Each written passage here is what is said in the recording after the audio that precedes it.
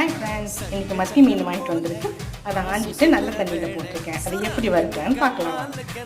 ஒரு அகலமான பாத்திரத்தில் மிளகாய்த்தூள், மஞ்சள் தூள், மிளகுத்தூள், சீரகத்தூள், உப்பு, இஞ்சி பூண்டு பேஸ்ட்,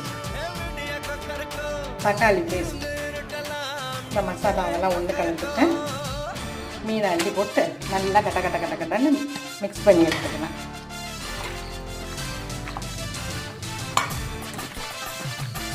கலந்து வச்ச மீனெல்லாம் இந்த மாதிரி ஒரு சுதேசி தட்டில் அடுக்கி வெயிலில் ஒரு அரை மணி நேரம் வைக்கல. பூனைக்கு பயமாக இருந்தால் ஃப்ரீசரில் ஒரு அரை மணி நேரம் வைங்க. எடுத்துகிட்டு போய் ஃப்ரீசரில் வச்சுட்டு வரேன். ஃப்ரீசர்லேருந்து எடுத்து அப்படியே டீப் ஃப்ரை பண்ணிடுவேன்.